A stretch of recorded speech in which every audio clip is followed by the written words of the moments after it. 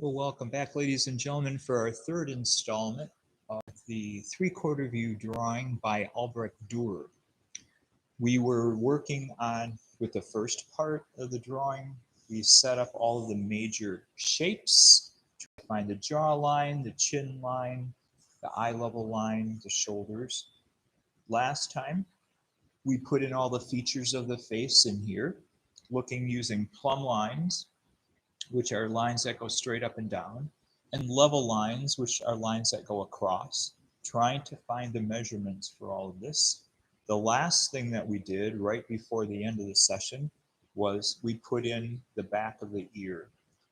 The front of the eye to the bottom of the chin equals the front of the eye to the back of the ear. And you can see this big triangle shape right here. I can draw that in right there for you. That big triangle shape is the shape of, to help to measure the back of the ear. Okay, very important. So all these lines that I do on there, these plumb lines, level lines, angle lines, they're all important in order to figure out where things go. And then in the end, I will gently erase them and take them back out.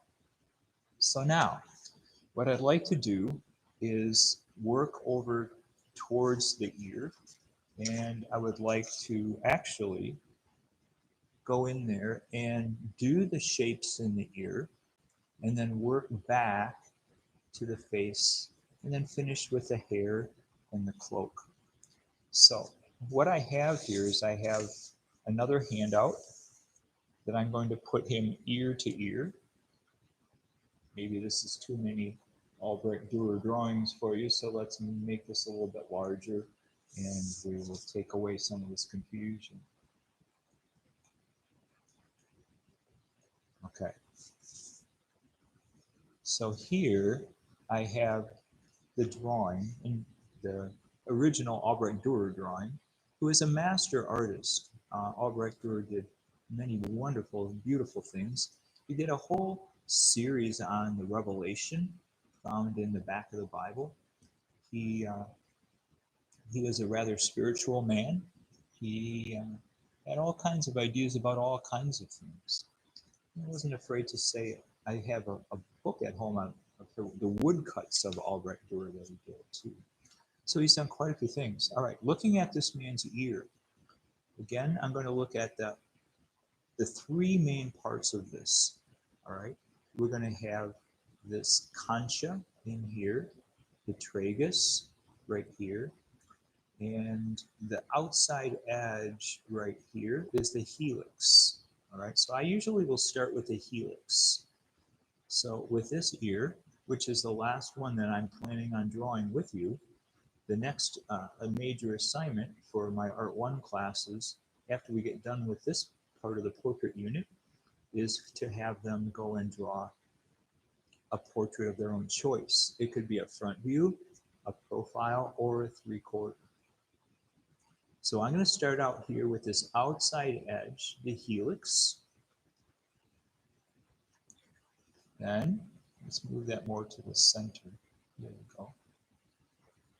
Then if you look on the inside here, you can see this tragus. That's this little flap right there that sticks over top of the hole of your ear.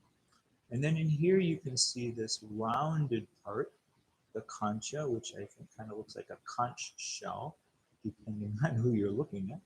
And that comes around like this. Now, every ear we do is different. Every person is different. So I'm going to start by putting some of this shading in here. And there's a little bit of shading right up here at the top of the concha. Right up here it gets a little bit lighter. Here it gets a little darker. So I'm just putting in the big shapes of it right now. Then this dark kind of comes down to here also. And then you can put in some of the more moderate values.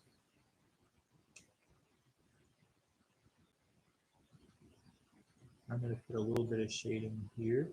I'm going to bring this up a little bit more. A couple lines in there. He uses line in this drawing. It's not all shadowed. He uses line and shadows. Now this bottom lobe here kind of has a rounded part like this.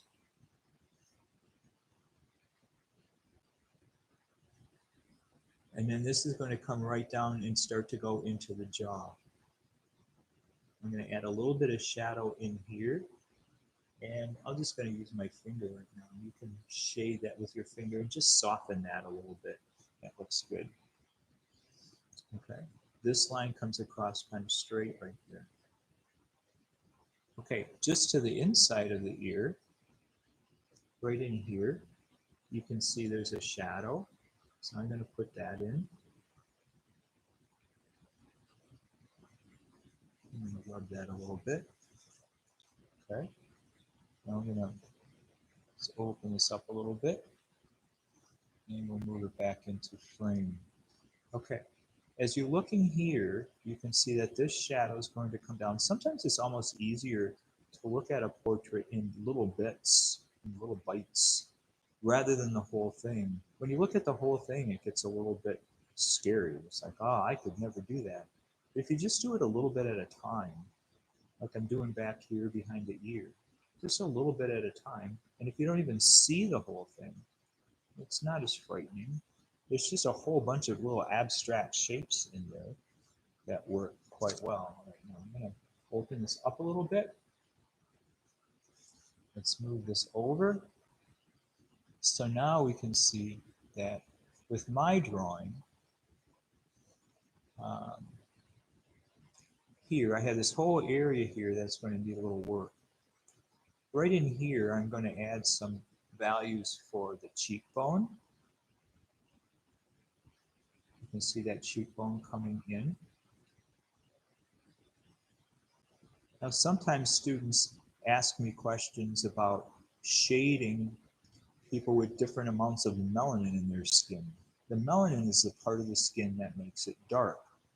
Some people have a lot of melanin in their skin. Some people have a little. Sometimes people get confused with the whole idea of racism. Race, there really is one race. It's just the human race with different nationalities. We come from different families. And you're going to look a lot like your mom, and you're going to look a lot like your dad. And you're going to have skin tones probably somewhere in between them, although not always the same. And the shape of your nose and the shape of your eyes will be from your mom and your dad. But as far as racism, there is really only one race, and it's the human race. And when you take a look at things that way, it really helps.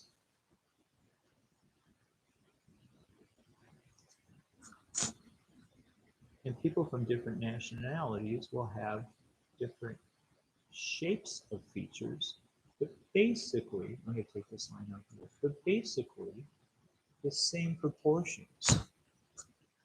Okay, so now I see this shadow that's going to run behind the nose and it's going to run up the cheek here. I can put that in and rub a little bit. I see a shadow underneath the lower lid right here. I see a shadow on top of the eye right here. Now, if you're getting to a point here where you're working on top of a part that's already drawn, you can put a cover sheet down there, which I just did, which will help this a little bit. Although I don't have a lot of shading down there. There actually isn't a lot of shading down at that end of the drawing. Down on the bottom, it's mostly lines. But I'm going to put some of these shadows in here in the face, in between the eyes. He doesn't use a lot of shading, but he does use some, and he uses it very efficiently. I love how Albrecht Dürer shades. And the reason why it's good to draw and copy a master artist is because, well, they're masters. They're masters in their craft. They're very good. It's always good to study and draw, try to draw like somebody, well, maybe not draw like them, but copy them. Copy the masters. You can learn so much from them. And then later on, when you're doing the drawings in your styles, how you want to do them, you can make them look more like your style. But your style will be a combination of a lot of different styles.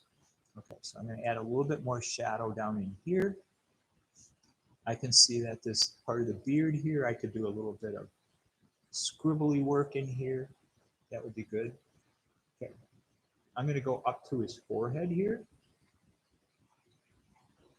You can see that the front part of his forehead is shadowed, very similar to what we did in the front, or the three-quarter view blank drawing, which was our last one that we did. It's also in this YouTube channel if you're watching from afar and you're not part of this class.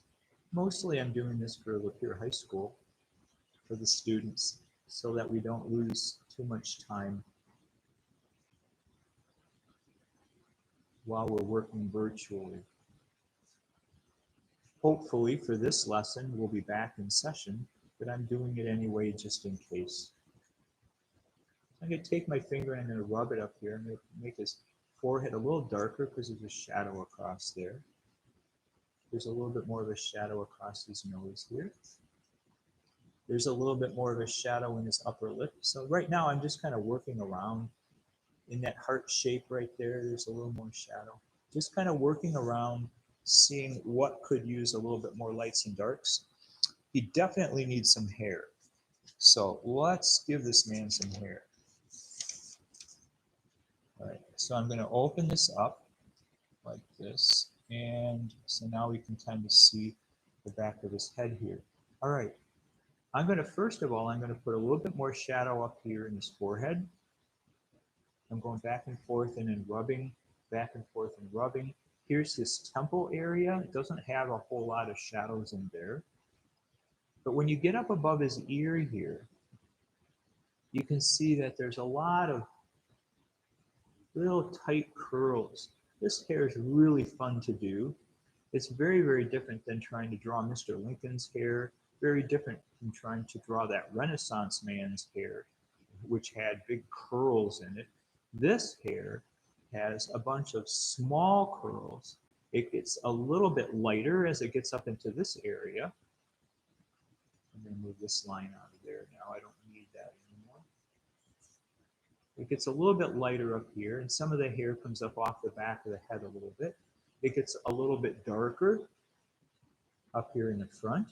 And you can do this with just these little curls. You could use the side of your pencil and keep it tight. You don't have to draw this with your shoulder. Mostly I'm just drawing this with my wrist. Okay, so I'm putting in some of these curls. Let me move this down just a little bit. So as I put these curls in here, this is lots of fun to do. It's very relaxing. You don't have to try to get every curl perfectly put in there. Just try to show some of the big shapes. Now, Albrecht Dürer came from a family who was not very rich. And Albrecht had good drawing skills, and he wanted to go to an academy. In the North, that's what you did. In the South, lots of times if you went to an art school, you just became an apprentice to one of the master artists. But in the North, it was a little different. In the North, you needed to go to a school. And it was very expensive to go to art school back in those days, just like it's very expensive to go to art school today. It's not cheap at all. And Albrecht had a brother whose name was Albert. And Albert and Albrecht were both very good in art. And they both wanted to go to the academy. They wanted to be able to go and study art. I'm just going to tell you this story while I'm doing some of these curls up here, because I can just kind of tell a story and do this together at the same time. It's kind of fun to do that. Well, the story goes like this. Back in the 15th century, Albert and Albrecht Dürer had a dream. They both wanted to pursue their talent in art, but they knew full well that their father would never be financially able to send either of them to Nuremberg to study at the academy. The two boys finally worked out a pact. They would toss a coin. Albrecht Dürer won the toss and went off to Nuremberg. Albert went down into the dangerous mines and for the next 4 years financed his brother, whose work at the academy was almost an immediate sensation. So, to put this in my own words, the two brothers flipped a coin to see who would go to the academy and who would go and work. Albrecht won the coin toss and he went to the academy. His brother Albert lost and went down into the mines where he was shoveling coal. It was very, very hard work. Okay, I'm going to take a stop here for a second and show you right up here in the upper corner. Albrecht Durer had a very interesting way of doing his mark, his signature mark. He would always do it like this. It was an A,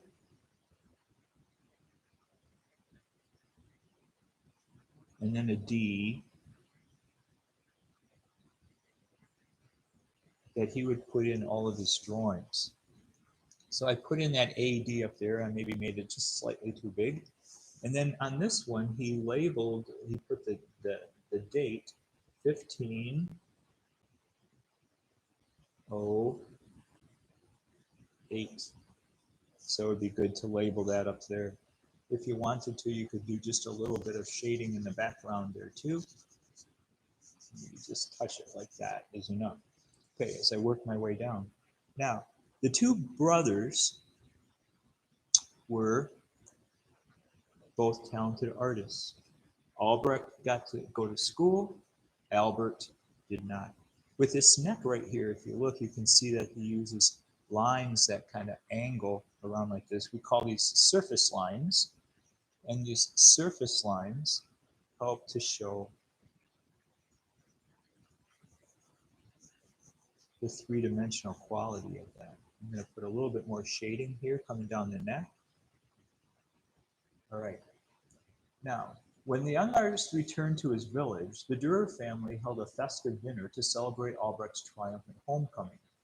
After a long and memorable meal, Albrecht rose from his honored position at the head of the table to drink a toast to his beloved brother for the years of sacrifice that had enabled Albrecht to fulfill his ambition. His closing words were, "And now, Albert, blessed brother of mine, now it is your turn. Now you can go to Nuremberg to pursue your dream, and I will take care of you." Albert said, "No, brother, I cannot go to Nuremberg. It is too late for me. Look what 4 years in the mines have done to my hands. The bones in every finger have been smashed at least once, and lately I have been suffering from arthritis so badly in my right hand that I cannot even hold a glass to return your toast, much less make delicate lines on parchment or canvas with a pen or a brush. No, brother, for me it is too late." One day, to pay homage to Albert for all that he had sacrificed, Albrecht Dürer painstakingly drew his brother's abused hands, with palms together and thin fingers stretched skyward. He called his powerful drawing simply "Hands," but the entire world almost immediately opened their hearts to his great masterpiece and renamed his tribute of love the Praying Hands. Here it is. I'm sure you've seen this before. This is done by Albrecht Dürer. It's called the Praying Hands. And according to this story and tradition, these are the hands of his brother Albert. And Albert's hands, you can see some of the crookedness here, and his hands were broken a few times. But he put his hands together in prayer, and they were immortalized by Albrecht Dürer. It says the next time you see a copy of that touching creation, take a second look. Let it be your reminder, if you still need one, that no one ever makes it alone. I've seen these praying hands in church. I've seen these praying hands on people's bodies as tattooed. I've seen them painted. I've seen them drawn. I've seen them all over the place, these praying hands. Also done by Albrecht Dürer as a tribute to his brother for putting him through school and sacrificing himself for his brother. Although I don't think he would have minded if the coin toss would have gone the other way. Now at the bottom of this, all right, we're at 20 minutes. I'm just going to wrap this up here real quickly. At the bottom of this, you can take a look and put in some of these lines. There are very few, they're just mostly lines. One of the beautiful things of Albrecht Dürer is his line quality in his work. And in those praying hands that you just saw too, you can see the line quality in his work. So I'm going to back this out just a little bit more. And let's go back to just the two. I'm going to put a little bit of shading. You can see a little bit of shading in here. These are pretty loose lines, so keep those kind of loose down there. We've already measured all of these things in here. Here you can see some of these lines that kind of come at angles and curves. Even the cloak here is so beautifully drawn. I love Albrecht Dürer's work, as you can see. Just really like it. Sometimes it's good to find heroes. Albrecht Dürer is one of my heroes. Leonardo da Vinci is one of my heroes. I have a lot of them. And there are some contemporary heroes that I have too, people that I really look up to. Some people have really helped me. I've never met them, but they've helped me in my journey of learning how to become an artist and an art teacher. It's really important that you kind of realize and acknowledge that as you go. So I could make this a little bit darker if I spent a little bit more time on it, but I'm going to call this good right here. So if you're drawing with me, you could put a little tone if you wanted to, just kind of rub some of this tone through here. Kind of helps it look a little bit bolder. Yeah, I'm going to do that. So if you're drawing with me in class, and up here, you can submit this drawing to Google Classroom. If we are back together again, you could just hand it to me in class, and that would be fine. But I'm going to call this good. This is a drawing of a 3/4 view portrait. It's entitled Head of a Black from 1508. It was originally done in charcoal by Albrecht Dürer. Thanks for drawing with me. I hope you enjoyed that as much as I did. Thank you.